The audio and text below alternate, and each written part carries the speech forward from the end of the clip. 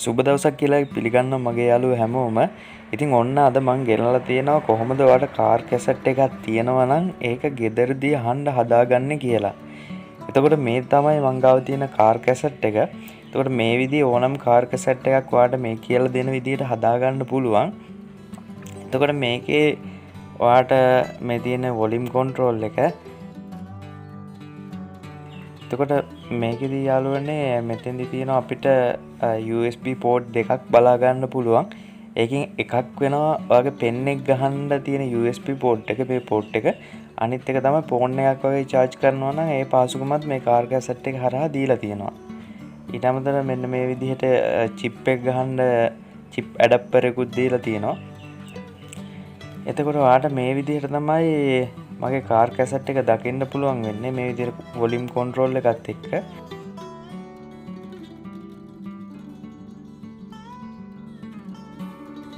එතකොට අපි මේකේ පිටිපස්ස බැලුවොත් එහෙම මෙතන තියෙනවා RC jack ටික. ඊට අමතරව තියෙනවා ඔයා කනෙක්ෂන් දෙන වයර් හනස්ස.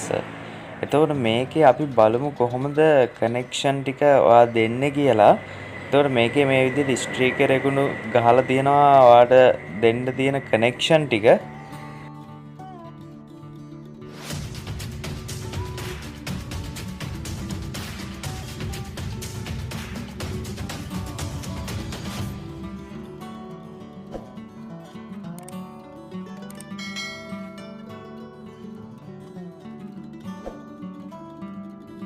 ඔයා කාර් කැසට් එකක් ගෙදර හදාගන්න යද්දි ලොකුම ගැටලුව වෙන්නේ මෙන්න මේ පවර් සප්ලයි එක.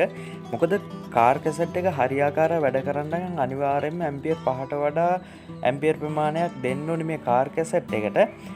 එතකොට එහෙම නැති වුණොත් එහෙම ඔයා වොලියුම් කරද්දි කාර් කැසට් එක ඕෆ් වෙනවා. එහෙම නැත්නම් සබ් ස්පීකර් එකක් සම්බන්ධ කරද්දි කාර් කැසට් එක ඕෆ් වෙනවා. අන්න ඒ වගේ ගැටලු ඇති වෙන්න පුළුවන්.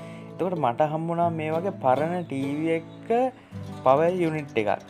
එතකොට මේකේ වෝල්ට් 12යි 5 ඇම්පියර් පවර් යුනිට් එකක් වෙනවා. එතකොට මම අද කියලා දෙන්නම් මේකෙන් කොහොමද ඔයා කාර් කැසට් එක හරියාකාරව වැඩ කරගන්න හදාගන්නේ කියලා. එතකොට ඔයාට පුළුවන් එහෙම නැති වුණොත් කඩෙන් 5 ඇම්පියර් ට්‍රාන්ස්ෆෝමර් එකක් අරන් ඔයාට පවර් යුනිට් එකක් හදාගන්න පුළුවන්. පවර් සප්ලයි එකක් හදාගන්න පුළුවන්. එතකොට ඔයා හදාගන්න දන්නේ නැත්නම් මම උඩ කාඩ් එකෙන් දාන්නම් මම පවර් සප්ලයි එකක් හදාගන්න හැටි කියලා දීලා තියෙනවා. එතකොට ඒකෙන් ඔයාට පවර් සප්ලයි එකක් හදාගන්න පුළුවන්.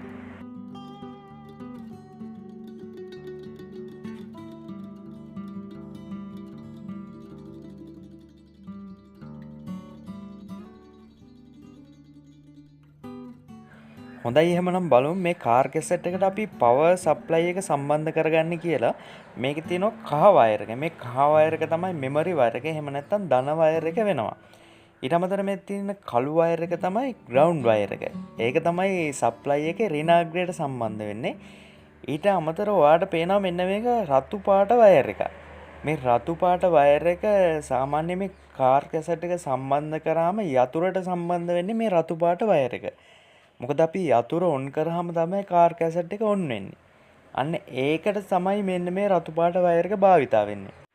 ඔයාලට මේක ගෙදරදී කරන්න තියෙන්නේ මෙන්න මේ කහ වයර් එකත් එක්ක රතු පාට වයර් එක එකතු කරගන්න එක. එහෙම නැත්නම් ඔයාලට කරන්න පුළුවන් මේ රතු පාට වයර් එකට කෙලින්ම ධනාග්‍රයෙන් වයර් එකක් අරන් ස්විච් එකක් දාගන්න පුළුවන්. මොකද කහ පාට වයර් එක හැම වෙලාවම පවර් සප්ලයි එකත් එක්ක සම්බන්ධ වෙන්න ඕනේ. මොකද ඒකෙන් තමයි මෙමරිය රඳා පවතින්නේ. ඒ කියන්නේ ඔයා සින්දුවක් අහලා නැවතුපු ගමන් ඊළඟට සින්දුව අහද්දි ප්ලේ වෙන්නේ මෙන්න මේ වයර් එක පවර් සප්ලයි එකට සම්බන්ධ කරලා තිබ්බොත් විතරයි. එහෙම නැත්නම් ඔයා පවර් සප්ලයි එකෙන් මේක ගලවලා තිබ්බොත් නැවත සින්දු ප්ලේ වෙන්නේ මුලක ඉඳන්. අන්න ඒ ගැටලුව මගහරව ගන්න ඔයාට පුළුවන් මෙන්න මේ රතු වයර් එක ස්විච් එක කරා පවර් සප්ලයි එකට සම්බන්ධ කරගෙන කෙලින්ම කහ වයර් එකයි රින වයර් එකයි පවර් සප්ලයි එකට සම්බන්ධ කිරීම කරලම තියන්න. ඊළඟට මම මේ විදිහට කූලින් ෆෑන් එක සම්බන්ධ කිරීම කරගත්තා. මේක අත්‍යවශ්‍ය වෙන්නේ නැහැ. ඔයාට කැමති නම් සම්බන්ධ කරගන්න පුළුවන්. මොකද මම මේක සම්බන්ධ කිරීම කරන්නේ මගේ කාර් කැසට් එකේ කල්පවැත්ම වැඩි කරගන්න. අපි වොලියුම් කරද්දී මේක ගොඩක් රත් වෙනවා. එතකොට රත් වෙනකොට සාමාන්‍යයෙන් ඔයා දන්නවා කල්පවැත්ම අඩු වෙනවා. මේකේ දීලා තියෙන හීට් සින්ක් එකක්. නමුත් ඒ හීට් සින්ක් එක මං හිතන්නේ මදි. ඒ හින්දා මම මේකට සම්බන්ධ කිරීම කරගත්තා මෙන්න මේ වගේ කූලින් ෆෑන් එකක්. ඒතකොට ඔයාලට කැමති නම් මේක සම්බන්ධ කිරීම කරගන්න පුළුවන්, අත්‍යවශ්‍යම වෙන්නේ නැහැ.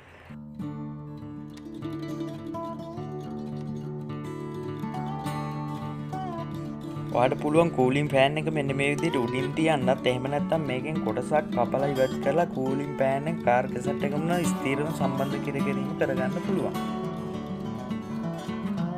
වයර් හනස්සේ අනිත් වයර් ටිකක් ගැන මම කියලා දෙන්නම් පොඩ්ඩක්. මේකේ නිල් පාට වයර් එකක් තියෙනවා, තනි වයර් එකක්. මෙන්න මේ නිල් පාට තනි වයර් එක තමයි ඇන්ටනා වයර් එක වෙන්නේ. ඊට අමතරව ඔයාලට පේනවා එකම වර්ණයෙන් වයර් දෙක ගානේ තියෙනවා. මේකෙදි ඔයා හොඳට බලන්න මේ එක වයර් එක කළු පාට ඉරක් තියෙනවා. මේ කළු පාට ඉර තියෙන වයර් එක තමයි ස්පීකර් අවුට් එකේ රින වයර් එක වෙන්නේ. ඒකේ අනිත් වයර් එක තමයි ධන වයර් එක වෙන්නේ. එතකොට ඔයාලට මෙන්න මේ විදිහට ස්පීකර් 4ක් එක දිගට සම්බන්ධ කර ගැනීම කරන්න පුළුවන්. මොකද මේකේ කාර් කැසට් එකේ ස්පීකර් අවුට් 4ක් වෙන වෙනම ඔයාලට සම්බන්ධ කිරීම කරගන්න දීලා තියෙනවා. එතකොට ඒ විදිහට තමයි ඔයාලට ස්පීකර් සම්බන්ධ කිරීම කරගන්න වෙන්නේ. හොඳයි එහෙමනම් යාළුවනේ, වීඩියෝ එක හොඳ නම් ලයික් කරන්න, කමෙන්ට් කරන්න, සබ්ස්ක්‍රයිබ් කරන්න, බෙල් අයිකන් එකත් ක්ලික් කරලා තියාගන්න. මෙවැනි වීඩියෝ ඉස්සරහට මම ගොඩක් ගෙනවා. එතකොට ඔයාලට වීඩියෝ එකක් දාපු ගමන්ම ළඟට ගෙන්වා ගැනීමේ හැකියාව තියෙනවා. හොඳයි යාළුවනේ, එහෙමනම් අපි මේ විදිහට කාර් කැසට් එක සම්බන්ධ කිරීම කරගත්තන් පස්සේ ඔයාලට වොලියුම් කරලා බලන්න පුළුවන් ඔයාගේ මේ කාර් කැසට් එක දැන් ඕෆ් වෙනවද කියලා. මොකද කලින් ගැටලුව තිබ්බ ඇම්පියර් 5ට වඩා අඩු ට්‍රාන්ස්ෆෝමර් එකක් භාවිතා කරා නම් ඔයා වොලියුම් කරද්දී එහෙම නැත්නම් සබ් ස්පීකර් එක සම්බන්ධ කරලා තියෙනවා නම් ඒකට කාර් කැසට් එක ඕෆ් වෙනවා. එතකොට ඒ ගැටලුව දැන් මගහැරලා තියෙනවද බලන්න පුළුවන් උඩරිම වොලියුම් කරලා. ඉතින් අපි මේ විදිහට ටෙස්ට් කරලා බලමු ඒ ගැටලුව සම්පූර්ණ මගහැරලාද කියලා.